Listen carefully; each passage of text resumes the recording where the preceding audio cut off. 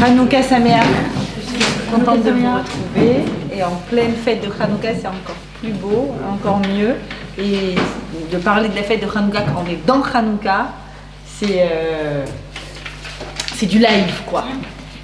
C'est du réel et c'est du concret. Donc, troisième bougie de Hanouka ce soir. Et ce cours, je l'ai nommé « Faites entrer la lumière ». Parce que c'est une question de choix, c'est une question de décision. Et il faut que l'on décide, quand on allume ces bougies de Hanouka, de faire rentrer la lumière. C'est la fête des lumières. Je voudrais ce soir beaucoup qu'on se concentre sur cette idée de lumière. De quel ordre est cette lumière? Quel est l'objectif en faisant rentrer de la lumière chez nous? Qu'est-ce que ça représente et qu'est-ce que ça change surtout pour nous? Qu'est-ce que ça va changer à part que c'est beau, que c'est mignon, qu'on va prendre des kilos, pas mal de kilos, que c'est sympa d'allumer, qu'on se retrouve en famille, qu'il y a des cadeaux. Bon, ok, ça c'est le folklore. Très bien. Maintenant, fondamentalement, quelle est l'idée de la lumière et de la fête de la lumière? Alors, pour comprendre ça, on va s'interroger déjà sur ce que c'est que cette lumière et quand est-ce que dans le judaïsme, on a des lumières. Quand est-ce qu'on a des lumières? Alors, est-ce qu'on est tous d'accord qu'il y a une seule fête qui s'appelle la fête des lumières? C'est Hanouka. On est d'accord? Okay. Logique, on va allumer chaque jour une bougie de plus jusqu'à arriver à 36 bougies en tout. Vous savez, 1, plus 2, plus 3, plus 4, etc. 36 bougies. S'il y en a qui veulent des feuilles, peut-être qu'on peut en faire photocopier d'autres, je sais pas quand. Bon, c'est juste pour que vous ayez une petite trace. Alors, quand est-ce qu'il y a des lumières chez nous? Dans la Torah, dans le judaïsme, quand est-ce qu'on a des lumières? Shabbat. Réponse numéro 1, basique. Chaque semaine, on allume des lumières. Pour autant, Shabbat ne s'appelle pas la fête des lumières. On est d'accord? C'est Shabbat. Bon, on va voir le lien. Shabbat, chaque semaine, on a des lumières. Extrêmement important. Tellement important que c'est quelqu'un qui aurait des difficultés financières. À l'époque de la grande pauvreté en Europe de l'Est, c'était vraiment une question qui se posait. Et il se demande s'il fait kidouche ou s'il allume les bougies de Shabbat. On lui dit, tu fais pas kidouche et tu allumes les bougies de Shabbat. Tellement les bougies de Shabbat sont importantes. Ok, quand est-ce qu'encore on a de lumière? Havdalah, encore plus récent, encore plus régulier, pardon. Chaque semaine, au moment de la Havdalah, Motzei Shabbat, on allume une bougie aussi. Une bougie différente, mais une bougie très importante. Yom Tov, comme pour l'entrée des Shabbats, on a l'entrée de Yom Tov. Est-ce que vous en voyez d'autres, de moments où on allume? Rosh Chodesh, c'est plus un minhag. Alors, Rosh Chodesh, voilà, on aime bien faire des prières particulières et en général, quand on fait une prière, on ajoute toujours un tzaddik. Mais justement, ce que tu viens de dire te permet de dire quand est-ce qu'on allume une bougie pour des tzaddikim ou en souvenir de quelqu'un. D'accord? Le ner neshama, très important. Les non-juifs d'ailleurs ont beaucoup aimé cette idée, ils nous l'ont piqué, comme 1,5 milliard d'autres, c'est pas grave, ça va, nous on prête, il n'y a pas de problème. La bougie en souvenir d'une personne qui est disparue. Est-ce que vous voyez autre chose? Allez, je vous aide, une fois par an. Un soir dans l'année. C'est une bougie. Bdikat Hametz, bravo. Bdikat Hametz, très bizarre cette idée de Bdikat Hametz, parce que franchement, je peux prendre ma lampe torche, elle marche bien la lampe torche du portable, je prends ma lampe torche, t'as envie que je cherche un gramme de pain dans un coin que soi-disant j'aurais oublié alors que ça fait 2 mois que je me tords les mains à la javel avec un cure-dent à passer dans chaque rainure, mon œil que j'ai oublié, mais c'est pas grave, disons que j'ai oublié une miette dans un coin, Bapinot ou Basdakim, c'est écrit dans les coins et les recoins, et on te dit, c'est quoi? Prends une bougie. Tu vas prendre une bougie. Avec une bougie, je vais trouver dans un coin et un recoin. Bizarre. Si j'ai envie de prendre une lampe très forte, la LED, je vous conseille la LED, moi. La LED, ça marche très bien. Si je veux éclairer ma maison, ça s'appelle faites entrer la lumière, mettez des LED. En plus, c'est hyper économique. Si je veux éclairer ma maison Shabbat, et je pense que Shabbat, c'est important qu'il y ait de la lumière, plus important que le kidouche, mettez de la lumière, pareil. Jaune, blanche, feutrée, ce que vous voulez. À l'ère de l'électricité, qu'est-ce que c'est que ce peuple qui veut absolument avoir une lumière et que cette lumière soit particulièrement une lumière de bougie? Et pas seulement de bougie, on va aller plus loin, à Hanouka, on va dire non, je veux que tu aies une lumière encore mieux, ça s'appelle les mehadrin, c'est pas obligatoire, mais c'est très très conseillé. Je veux qu'il y ait une lumière faite à partir d'huile d'olive. À partir d'huile d'olive. L'huile d'olive crée une lumière d'une autre qualité. Mais il y a bien sûr, évidemment, une symbolique très forte dans l'huile d'olive. Allez, qu'est-ce que c'est que ces différentes lumières? Venez, je vais commencer par la plus simple, qui va nous aider pour toutes les autres. Le ner Neshama. Quelqu'un disparaît, Dieu préserve. Allez, à l'âge de 198 ans, il a bien vécu, tout va bien. Mais chaque année, à la date anniversaire de sa mort, on va allumer une bougie. Et dès qu'il s'en va, on allume une bougie. Et ça s'appelle Ner Neshama. Et alors? Il n'est pas là. Qu'est-ce que tu changes quoi avec ta bougie là? Tu fais quoi en fait? C'est un souvenir. Alors, et quoi? Alors, va plus loin, un souvenir. Alors, ça, tu sais quoi, je me rappelle toute seule. Voilà, je réfléchis, je me concentre, je me rappelle. Qu'est-ce que je suis en train de dire? En fait, je suis en train de dire quelque chose quand je fais ça. On fait revivre sa neshama. Revivre, attention. Alors, la neshama, le mot revivre porte à confusion. Parce que ce qui meurt, c'est quoi? C'est le corps et uniquement le corps qui est voué à l'usure. Depuis la faute de Adam et Ève, le corps s'en va, la neshama est éternelle. Donc, ni tu la fais vivre, ni tu la fais revivre, elle est là. Alors, qu'est-ce que tu fais? On dit, il y a un verset très important qui dit « Ner Hashem Nishmat Adam ». La neshama de l'homme, c'est quoi? C'est Ner Hashem. C'est comme une petite bougie de Dieu. C'est-à-dire, c'est comme si Dieu, on te donne une image, c'est une lumière qu'on appelle Ein Sof, une lumière infinie, et tu prends un tout petit peu, une particule infinitésimale de la lumière infinie que représente Dieu, on va expliquer ce que ça veut dire tout de suite, et bien ça, c'est la neshama d'une personne. La neshama, comme on sait, après 120 ans, elle retourne chez son créateur, elle a accompli sa mission, et ce qu'on dit ici-bas, là où nous n'avons pas encore terminé nos missions, on met un combustible, le combustible, évidemment, sa fonction c'est de diminuer, exactement comme le corps qui diminue, qui se diminue. Et la lumière va représenter la lumière unique et singulière de chaque personne sur Terre. Et on est en train de dire qu'une personne, quand elle est partie, elle laisse derrière elle une lumière. C'est-à-dire que son corps peut s'en aller, mais l'impact lumineux d'une personne sur ce monde est encore là. Et à travers l'image et la symbolique de la lumière, on dit et on redit, on se redit combien cette personne était lumineuse. Et pendant les spédimes, on va se raconter les uns les autres de quel ordre était la lumière de cette personne. Il m'est arrivé plusieurs fois de faire des loulottes ou des spédimes et d'être invité pour faire des conférences. Et en général, la personne me dit, voilà, c'est en souvenir de ma mère, disons, et elle va me dire, voilà, elle, ce qui était la mitzvah numéro 1 de ma mère, c'était le chesed.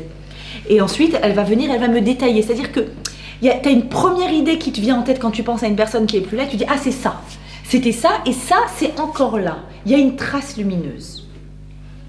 Ça, c'est la bougie de la neshama. Et de la même façon qu'une personne laisse une lumière, les combustibles laissent également une lumière, produisent une lumière. Passons à Shabbat. Shabbat, on doit allumer des bougies. Pourquoi? Dites-moi. Si ce qu'il fallait... Qu'est-ce que tu veux dire? C'est pour deux raisons. C'est pour Omek Shabbat. Le plaisir de Shabbat. Et le Shalom Bayit. Alors, c'est tout à fait juste et très érudite. Le plaisir de Shabbat, je peux te dire, mais si je mets des LED justement, je vais avoir un super plaisir de Shabbat parce que... C'est pour se souvenir de... De quoi? Alors c'est ça, je veux arriver... Tu as raison, dans la Gemara, il y a écrit Onek Shabbat et Shalom Bayit. Mais venez, on essaye justement de comprendre le secret qu'il y a derrière ces mots-là. C'est une mitzvah en fait. Et le Shalom Bayit, je vais poser une... Oui, bien sûr, c'est une mitzvah. Shalom Bayit, je vais poser une question énorme. Est-ce que vous pensez que toutes les femmes au monde qui allument leur bougie de Shabbat, elles ont un Shalom Bayit gratte-ciel? Non, ça serait bien si c'était automatique. Hein, je vendrais cette potion magique automatiquement, je serais très riche. Tu allumes tes bougies de Shabbat, tu n'as plus de problème de Shalom Bayit. C'est pour ça qu'il faut qu'on comprenne ce que ça signifie profondément, cette idée-là. Maintenant, ce qui est vrai, c'est qu'au moment où j'allume les bougies de Shabbat, c'est le top, c'est Shabbat. Est-ce qu'on est d'accord avec ça? Oui. Ça y est, c'est Shabbat. Alors, on a les 18 minutes. Alors, il y a quelqu'un qui va dire « Ah, moi, j'ai pas encore pris Shabbat et il va gratter, il va je sais pas quoi. » Mais une personne qui allume les bougies de Shabbat, c'est top départ, c'est Shabbat. On est d'accord. Est-ce que vous êtes d'accord avec moi que si j'avais eu envie de faire un top départ, c'est Shabbat, interdiction de faire des travaux interdits Shabbat, beaucoup plus impressionnant que des bougies. Vous savez ce que j'aurais fait, moi? Si c'était moi qui avait instauré, mais c'est pas moi. Qu'est-ce que j'aurais instauré? Parce que, moi, je vais vous le dire d'expérience. Ok, grâce à Dieu, j'ai 6 enfants. Et quand j'allume mes bougies de Shabbat, juste avant, je crie très fort dans la maison, parce qu'on a un étage au-dessus. Les enfants, c'est Shabbat, on touche plus à rien. Et j'espère qu'ils entendent. Alors, moi, ce que j'aurais instauré, c'est un bon souffle dans le chauffard. Vous voyez l'ambiance? Genre tout. Bon, il aurait fallu que je m'entraîne un peu. Mais là, du coup, partout, ils ont dit « C'est bon, c'est Shabbat. Oh, ma belle, ça fait plaisir de te voir. » Eh bien, c'est pas le chauffard. C'est pas le chauffard qui me donne le top départ de Shabbat, c'est des bougies. C'est des bougies. C'est des bougies qui sont censées amener un bien-être, qui sont censées amener une sérénité. Comment? Alors, la Gemara, ce qu'elle va dire, c'est très intéressant. Elle va dire, oui, ça va amener le shalom, parce que imaginons que monsieur Lévy est parti à la synagogue. Ah non, l'heure de la synagogue, c'est pile l'heure de l'entrée Shabbat, c'est pile l'heure où le soleil se couche. Donc, il va partir à la synagogue. Il revient de la synagogue. Imagine, la Gemara parle à une époque où on n'a pas d'électricité. Imagine, il revient de la syna, et toi, tu as oublié d'allumer tes bougies de Shabbat. Donc, résultat, qu'est-ce qu'il fait? Il fait noir. Allez, je vous le fais en version actuelle, EDF est en grève. Il fait noir alors que c'est vendredi soir. Et là, il rentre, dit la Gemara, et peut-être que, allez, les enfants, ils ont joué au Lego, il y a des Lego par terre, il les voit pas, il fait noir. Schéma, peut-être qu'il va avancer et il va tomber sur une embûche. Peut-être qu'il y aura une embûche sur sa route, il va tomber. Et du coup, sens littéral de la Gemara, si je la lis littéralement, ce qu'il faut évidemment pas faire, surtout pas. Si je la lis littéralement, je dis ah, il est tombé, il va dire oh là là, t'aurais pas pu faire attention et dire au petit de ramasser les Legos et bim, on s'embrouille. Ah là là, pile à l'entrée de Shabbat. Vous connaissez quand le Satan, il a l'autorisation de nous mettre les meilleures embrouilles à l'entrée de Shabbat. Évidemment, on ne va pas lire ça au sens propre, parce que si moi je le lis au sens propre, je réponds à mon mari au sens propre, bah tu sais quoi, ramasse. Ah, ça t'embête les Legos? Bah tu ramasses. Voilà, 2 bras, 2 jambes, c'est fait pour ça. Ah, la féministe. Bon, et donc, c'est pas ça. C'est pas ça le sens. Le sens, c'est quoi? C'est le sens que l'épreuve, l'exil de Hanouka va nous aider à le comprendre. L'exil de Hanouka s'appelle, dans le langage des secrets de la Torah, Rocher, l'obscurité. C'est le monde obscur de Yavan, la Grèce qui correspond à l'Occident actuel, qui vient et qui nous obscurcit nos yeux. On va expliquer pourquoi ça nous obscurcit nos yeux, alors qu'apparemment, le monde occidental a quand même grandement apporté beaucoup de progrès à tous les niveaux, et encore plus, je veux dire, au niveau des sciences. Et donc, comment pouvons-nous parler d'un regard qui est obscurci? Mais ici, la Gemara, je reviens à ma Gemara, qui dit qu'il fait sombre dans cette pièce et qu'une personne peut avancer et trébucher sur une embûche. Elle veut me dire quoi sur ces bougies de Shabbat? Je sais que la flamme dans la Torah correspond à la Neshama. Et je sais qu'à l'entrée de Shabbat, Akadosh Baruch Hu m'envoie une Neshama Yetera. C'est-à-dire que toute la semaine, j'ai un corps, une enveloppe et une Neshama à l'intérieur qui lui donne vie. L'essentiel de ma personne, c'est quoi? Contrairement à ce que disent Facebook, Insta et tout ça, l'essentiel de ma personne, c'est mon intériorité, ma Neshama, ma personnalité, mes émotions, ma psyché, mon monde affectif. C'est ça ma personne. C'est pas ni mon tour de taille, ni combien je gagne, ni ce que je fais dans la vie, c'est pas ça. C'est ma flamme intérieure, ma personne. Et à l'entrée de Shabbat, où Hachem nous donne un peu plus de Neshama, la même enveloppe corporelle et un peu plus de Neshama, ce qui explique que juste avant Shabbat, j'étais en mode voilà, vite, et j'allume les bougies de Shabbat. Quiconque a vécu Shabbat dans sa vie sait de quoi je parle. La pleine sérénité, le bien-être, ça y est. J'arrête de vouloir transformer le monde autour de moi. Je vais juste profiter de ce qui existe maintenant. Et la première des choses qui existent, c'est moi. Et c'est celui qui partage ma vie, éventuellement mes enfants, les personnes dans ce foyer. On a certaines personnes qui ont l'habitude, moi j'ai l'habitude en tout cas d'allumer une bougie par enfant, et les enfants aiment beaucoup dire qu'ils sont lumineux et voir que leur flamme brille encore plus fort que celle de leurs frères et sœurs évidemment. Et donc, la première des choses dans l'existant, alors peut-être je cherche un autre job, peut-être que je cherche une autre maison, peut-être je cherche une autre vie, peut-être je cherche à m'entendre autrement avec moi-même et avec ceux qui m'entourent. Mais dans l'existant, il y a cette femme qui allume ses bougies de Shabbat, 2 quand on est marié, et qui doit éviter qu'il y ait des embûches et que l'on tombe devant ces embûches. De quelles embûches on parle? Toutes les embûches qui font notre vie. Personne au monde ne peut vivre cette vie sans risquer de trébucher devant 1,5 milliard de choses. Que ce soit dans les relations professionnelles, dans les relations sociales, dans sa propre personne, quand on se ment à nous-mêmes, quand on est hypocrite avec soi-même, quand on fait des mauvais choix, quand on essaye de justifier nos mauvais choix, etc. etc. Toute notre vie est faite de questions, les unes après les autres, et d'espoir de ne pas trébucher devant toutes les possibilités que ma vie m'apporte comme embûche. Comment en allumant une bougie, je peux éviter de trébucher? Eh bien, c'est la bougie de Pessah qui va m'aider à comprendre. J'allume une bougie une fois par an, la veille de Pessah, à ce moment-là précis où justement, il ne faut plus qu'il y ait de Hametz. Le Hametz, c'est ce qui fermente. C'est ce qui grossit quand juste tu le laisses poser. Tu n'as rien fait.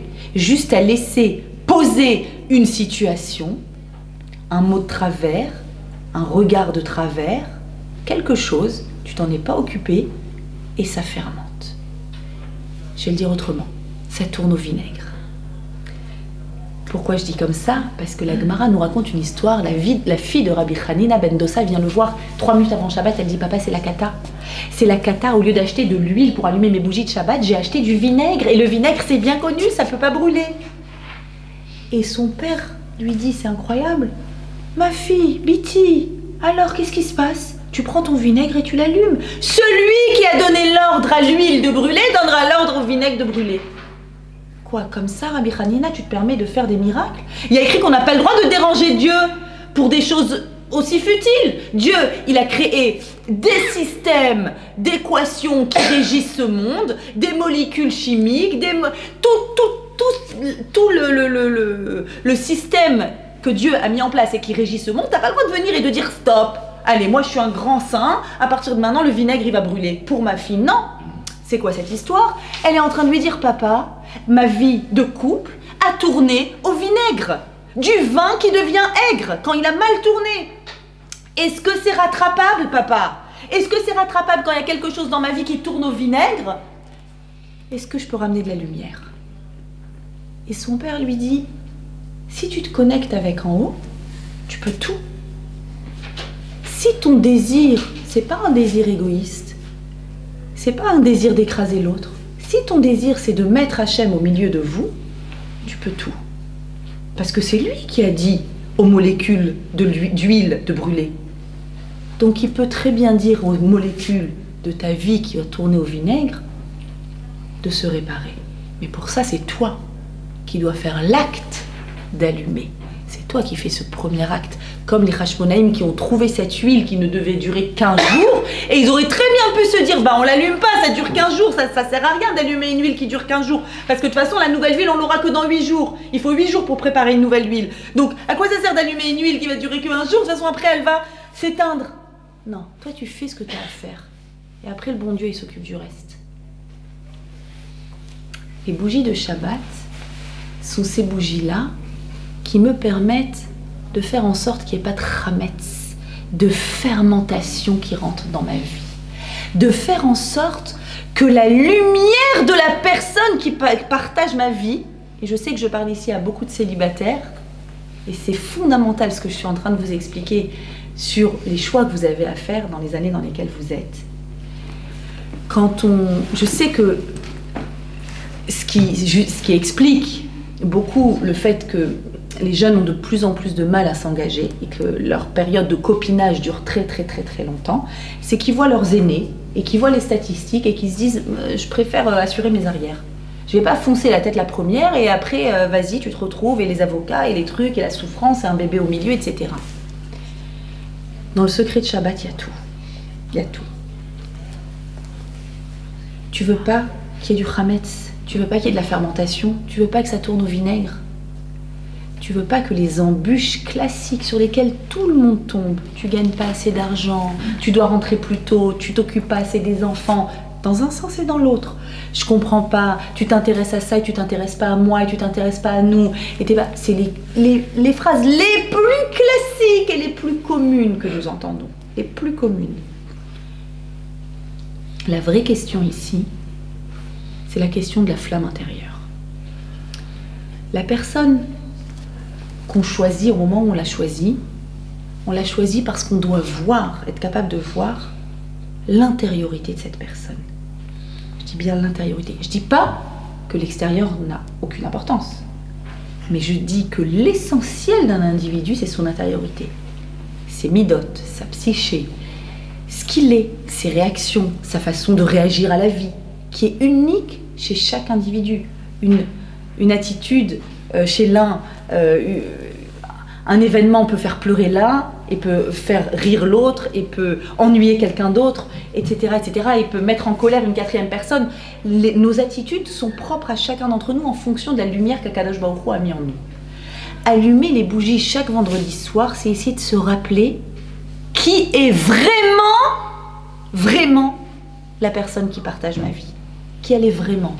Derrière les embûches, derrière le souci de Parnassa par exemple, derrière des problématiques qui sont venues, les unes après les autres peut-être, des questions, des petites embrouilles.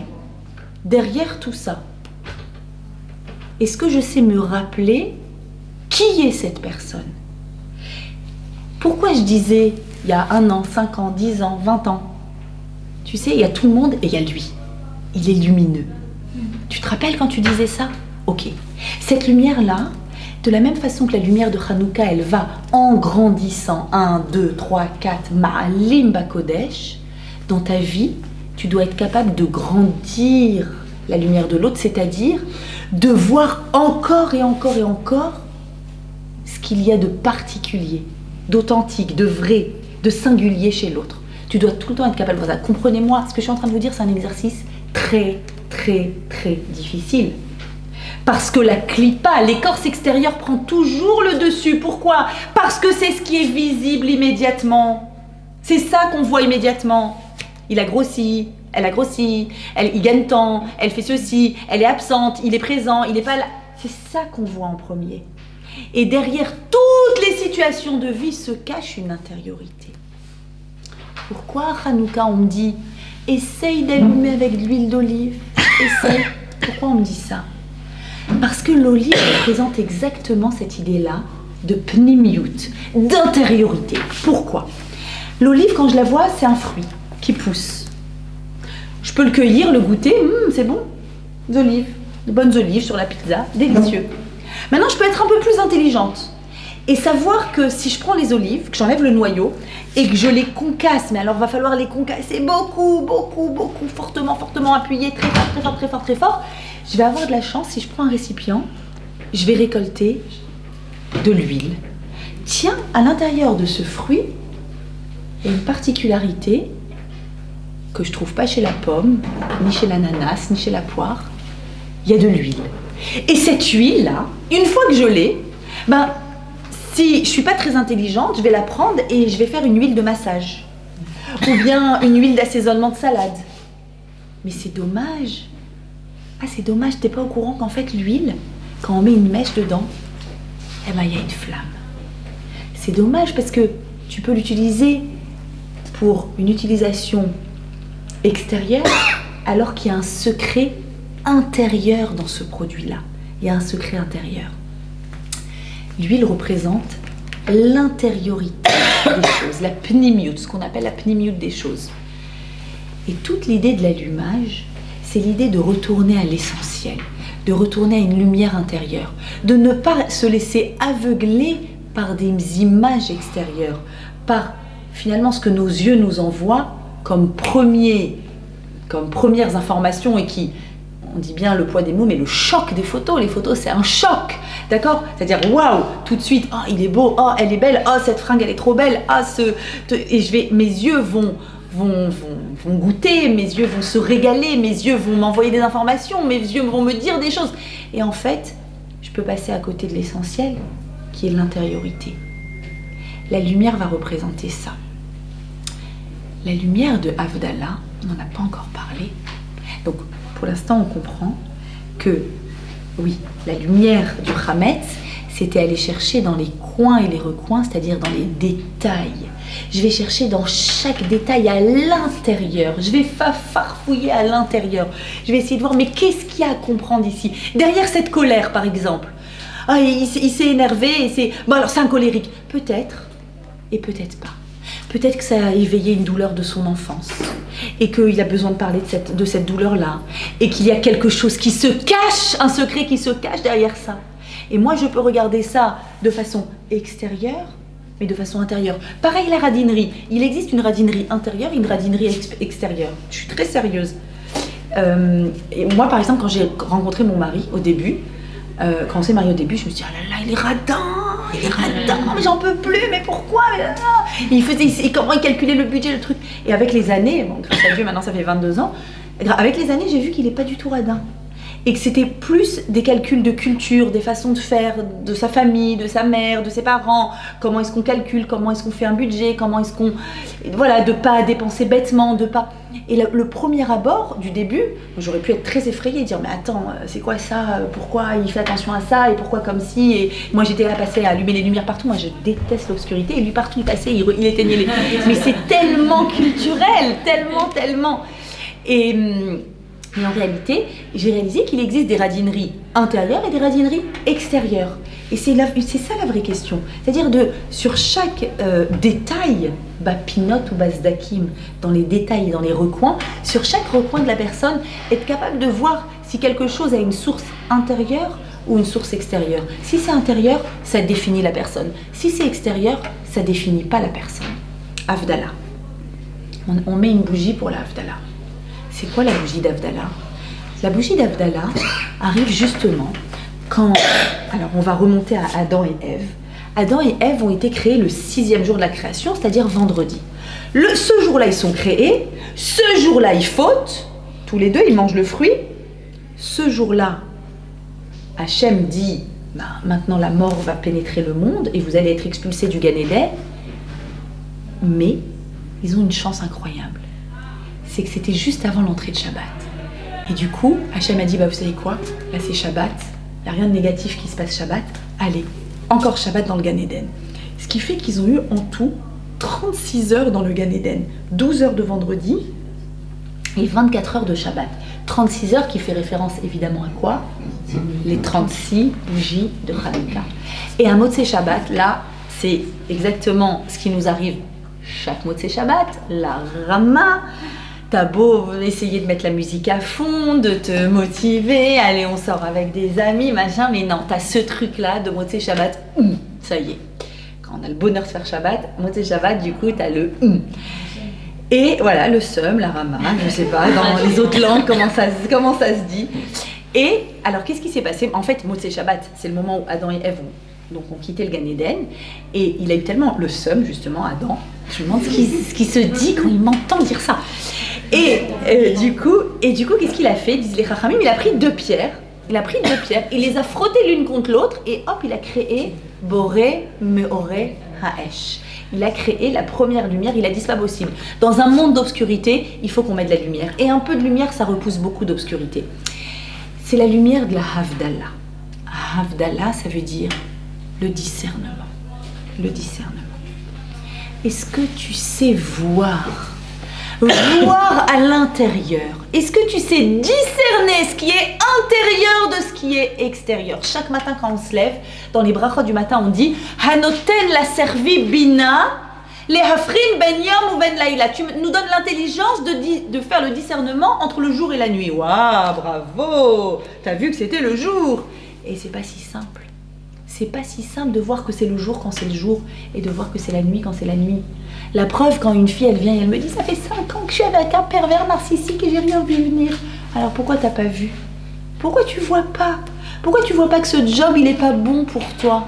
Et que cette collègue, elle est en train de t'écraser? Et pourquoi tu vois pas que de faire la tête à ta sœur et à ta mère depuis si longtemps, ça te pourrit la vie de l'intérieur? Et tu dis « Non, c'est comme ça, il faut que je tienne, il faut que ça, je vais leur montrer. » Pourquoi tu vois pas le discernement, la Havdalah, être capable, quand c'est sombre, de créer de la lumière? Cette lumière de Hanouka, c'est une lumière spéciale. Quand on l'a allumée, on a dit, on n'a pas le droit de l'utiliser. On n'a pas le droit de l'utiliser. Et là, l'irotam bilval, tu n'as le droit que de la regarder. Vous vous rendez compte ce qu'on est en train de dire? Une lumière qu'on regarde. Cette lumière, quand tu la regardes, c'est pour te dire, c'est pas une lumière utile. Et la plupart du temps, dans notre vie, on vit un rapport utilitaire avec ce qui nous entoure.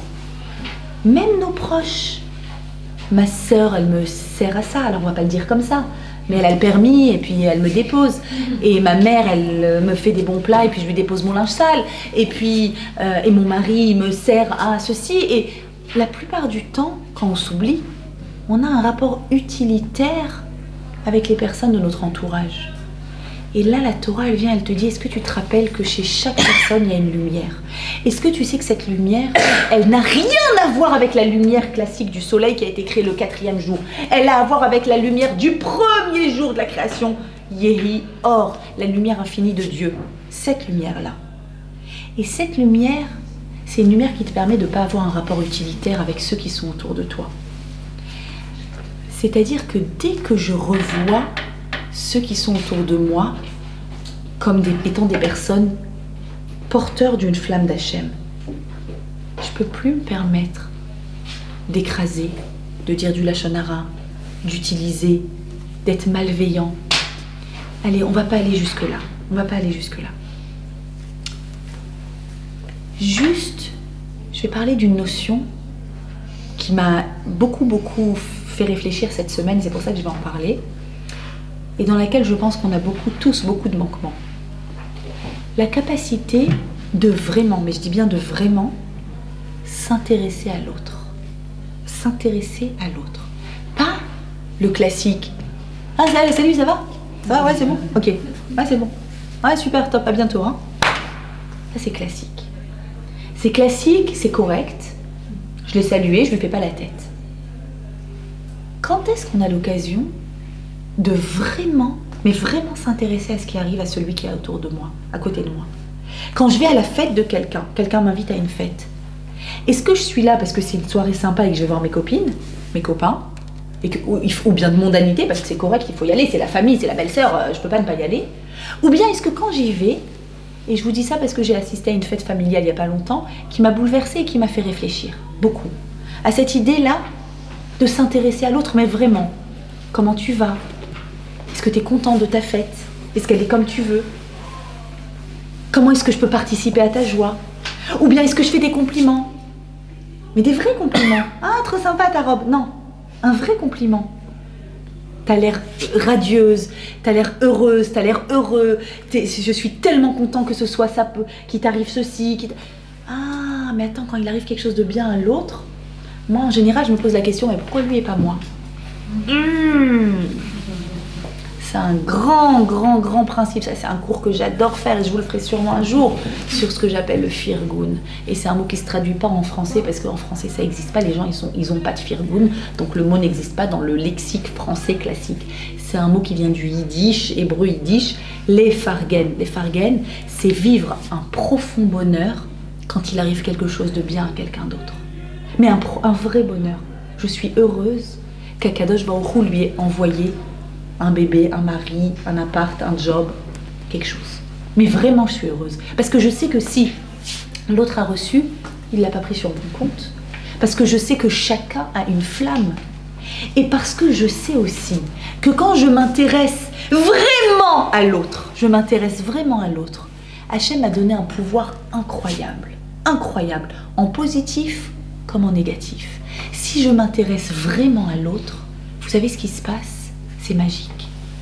Comme moi, Hachem m'a mis une lumière, et qu'Hachem a mis une lumière dans l'autre, j'ai la possibilité, quand je m'intéresse vraiment à l'autre, avec ma lumière, d'intensifier la sienne. C'est magique. La sienne est plus intense, la mienne est plus intense. Pourquoi elle est plus intense, la mienne? La sienne, on comprend bien, j'ai manifesté de la joie. La mienne est plus intense parce qu'à ce moment-là, j'ai existé vraiment. C'est pas ma partie corporelle qui a existé, c'est pas ma jalousie, c'est pas mon ego. C'est mon essence qui a existé. Et du coup, ma lumière se veut plus intense.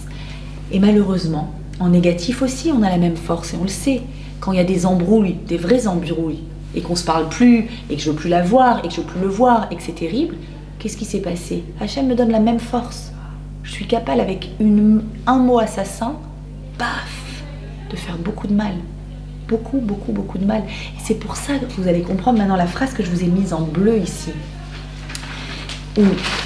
C'est un des rares endroits dans la Torah, chez les Chachamim, où on parle du Or Haganouz, de la lumière réservée. C'est quoi la lumière réservée? La lumière du premier jour de la création, la lumière de Hanouka qu'on allume. Le Or Haganouz, la lumière réservée, dit le texte, pour chaque instant, écoutez, regardez, c'est splendide, Akol Rega Verega, pour chaque seconde, milliseconde, chez Adam Chosem et Piv, où un homme a la force de mettre un bouchon dans sa bouche pour bloquer une phrase assassine qui te sort, qui est là. Je vais lui dire, elle va comprendre. Je vais lui faire, il va arrêter. J'ai de quoi.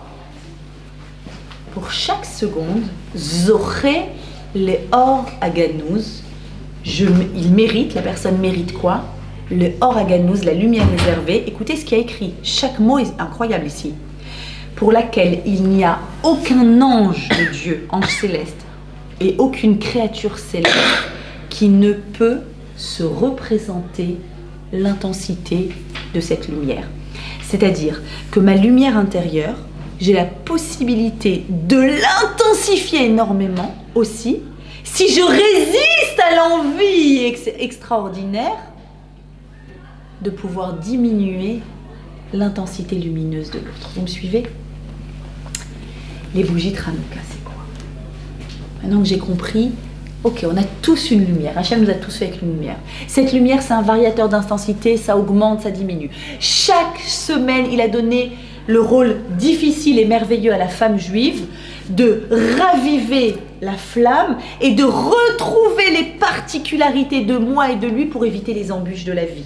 Et pour se rappeler de qui je suis et de qui l'autre est et de qui sont mes enfants, bien sûr, c'est à tous les niveaux. Arrive la fête de Hanouka. Et une fois par an, Akadosh Baruch Hu me donne cette mitzvah merveilleuse d'allumer ces bougies par foyer, par maison. Chaque maison, et même quand j'étais ashkénaze, que j'avais le bonheur d'être ashkénaze avant de me convertir et de devenir séfarade, bon, j'ai gagné que je suis devenue sympa, quand même, donc j'ai pas tout perdu, mais bon, j'ai perdu la bracha sur la Hanoukia. Avant, je faisais la bracha, j'étais une petite fille, je faisais la bracha sur la Hanoukia. Parce que chez les ashkénazim, chaque personne, chaque individu a sa Hanoukia, et par là, il spécifie la lumière de chacun. Et bon, d'après les Sfaradim, on dit évidemment que chacun a sa lumière, mais venez, on va regrouper toutes nos forces, toutes nos lumières dans une Hanoukia centrale. Cette Hanoukia, Hachem vient et me dit, regarde, tu vas l'allumer où? À la frontière. Quelle frontière? La frontière entre l'intérieur et l'extérieur. Ta maison, c'est l'intérieur. C'est là où tu es toi, c'est là où tu es vrai. Tu joues pas de rôle chez toi. Aucun rôle social. À la frontière de ta maison, soit la frontière dans la porte, soit la frontière fenêtre, le passage entre l'intérieur et l'extérieur, tu vas allumer. Mais attention, tu vas allumer où? À l'intérieur. C'est dans ta maison, Yereshut Hayachid. Chez toi, à la maison, tu vas allumer. Quand tu vas allumer, tu vas te rappeler. Nous sommes lumineux. Et on a une capacité d'intensifier cette lumière. 1, puis 2, puis 3, puis 4.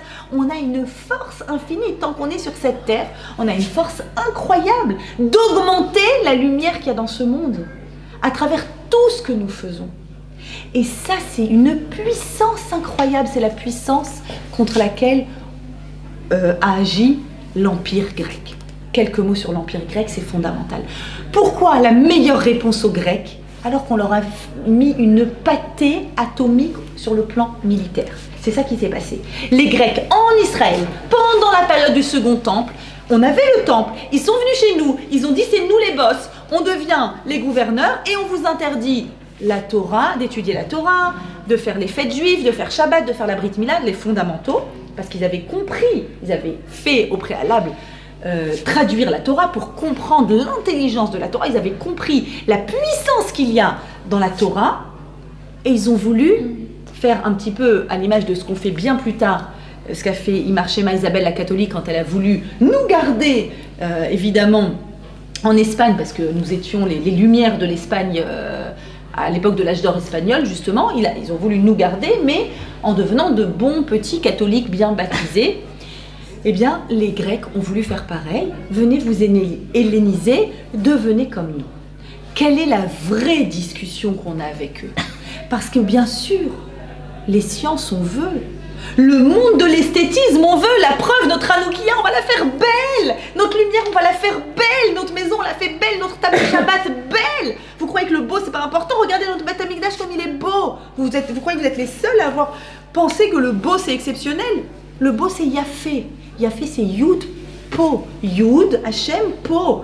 C'est mettre du divin dans ce monde, le beau. Alors, c'est quoi notre discussion, finalement? Ah, elle est fondamentale, la discussion. La discussion, c'est que, pour la Grèce, il faut absolument comprendre ce monde, d'accord? Faire de la recherche, des sciences, etc. Pourquoi? Pour le dominer. Pour dominer ce monde. Pourquoi? Eh bien, pour la pensée grecque, le monde, évidemment, va impacter l'homme. Et nous allons venir et nous allons dire, non, c'est pas le monde qui impacte l'homme, c'est l'homme qui impacte le monde. Et donc nous, on va essayer de comprendre le monde, mais pas pour le dominer, pour se dominer, parce que c'est l'homme qui laisse une trace dans ce monde et qui l'impacte. La Grèce, Yavan, en valeur numérique, c'est pareil que Galgal. Galgal, c'est une roue. En 2 mots, ce que les Grecs viennent dire, ce monde, il fonctionne en roue libre. Ce qui a existé, c'est ce qui existera. Et ta vie, c'est une roue qui tourne. T'as eu une vie compliquée, pourrie, t'as vécu des violences, et dans ta vie, il y aura de la violence, quoi. C'est comme ça. En fait, tu es soumis à ce monde et ce monde t'impacte. Et nous, on arrive avec notre liberté incroyable et on dit non. Ce monde n'a pas le dernier mot. C'est moi qui impacte le monde parce que je suis libre de mes mouvements. Et même s'il y a une roue qui tourne, nous, on croit dans les miracles et dans la capacité qu'on a à rentrer à l'intérieur de ces règles-là. Pour que vous compreniez, Hachem a créé ce monde qui fonctionne tel qu'il fonctionne avec 10 Mahamarot. 10 fois, il y a écrit dans Bereshit, Vayomer Elohim, Vayomer Elohim, Vayomer Elohim, ok? Ça, c'est les règles immuables de ce monde. Physique, physiologique, chimique, organique, etc. C'est vrai, c'est comme ça que ça fonctionne. Une réaction chimique fonctionnera tout le temps comme ça. À part si Rabbi Hanina ben Dosa vient. Alors c'est quoi Rabbi Hanina ben Dosa? Puisqu'il y a des équations chimiques. Ah, ensuite il y a eu 10 makot après les 10 paroles. 10 plaies. C'est quoi ces 10 plaies? Hachem il est venu et on pourrait faire une étude merveilleuse. Par exemple, la plaie de Rocher, l'obscurité, elle vient en parallèle avec Yehi Or, qu'il y ait la lumière. La plaie des premiers-nés, elle vient en parallèle avec le mot Bereshit. Premier-né, Bereshit, d'accord? Il y a un parallélisme extraordinaire. Hachem, il est venu, il a dit, je vais vous montrer c'est qui le vrai boss. 10 plaies, bim, bim, bim, bim, bim, sur les 10 Mahamarot. Vous avez compris que c'est moi qui donne l'ordre aux équations de fonctionner? Très bien. Et maintenant, je vais vous mettre encore 10. 10 brottes. Je vais vous donner 10 paroles, les 10 commandements. Et là, vous allez vraiment être libre. Alors c'est vrai, vous n'allez pas être, le commun des mortels ne va pas être libre des équations organiques, chimiques, mais il va être libre dans son essence de vie, libre à l'intérieur de lui-même. Si j'ai la liberté, par exemple, de dire non à un job qu'on me propose, quand c'est un job qui ne se refuse pas, hyper bien payé à côté de la maison, une carrière de ouf, des conditions de ouf, et comme il faut que je travaille Shabbat, alors je dis non, alors que n'importe qui va dire oui, là j'exprime pleinement ma liberté, pleinement, et c'est là que j'existe complètement. Alors, c'est l'homme qui impacte le monde, c'est l'homme qui laisse une trace dans le monde et c'est l'homme qui a cette capacité d'intensité lumineuse, de capacité à laisser une lumière chez quelqu'un, chez l'autre, une lumière chez soi et à dire que en allumant ces bougies de Hanouka, notre maison, ça devient une candidate, une bonne candidate à la pénétration d'Hachem dans cette maison pour y faire des miracles et pour vivre dans la proximité. Toutes les lumières sont synonymes de proximité. À chaque fois qu'il y a une lumière, pourquoi on fait un dîner aux chandelles? Pourquoi on fait un dîner aux chandelles?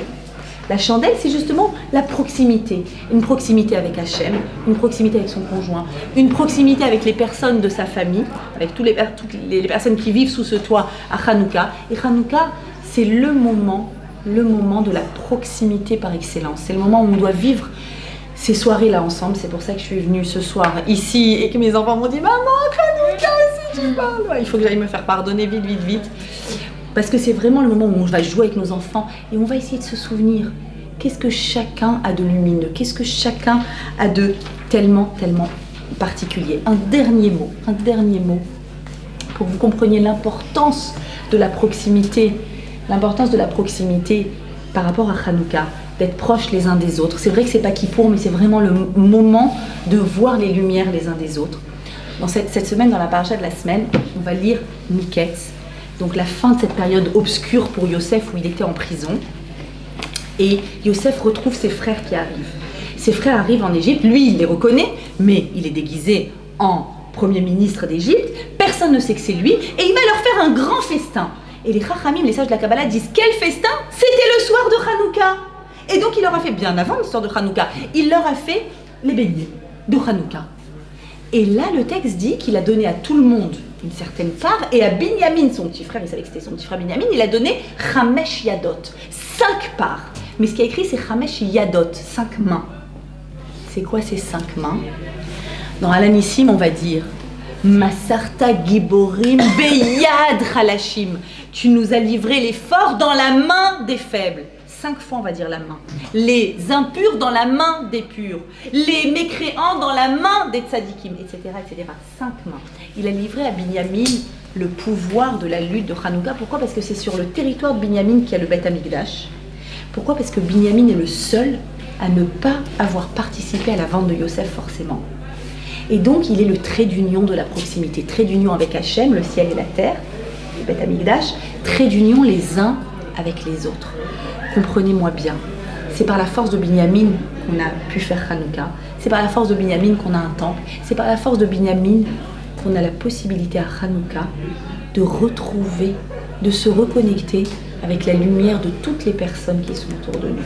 S'il y a quelque chose de fondamental à Hanouka, c'est de faire entrer cette lumière, la lumière singulière, la lumière unique qu'il y a chez chaque personne, et de se rappeler à quel point c'est agréable d'être proche, et à quel point c'est possible avec un peu de lumière de repousser beaucoup d'obscurité. L'obscurité, c'est l'éloignement.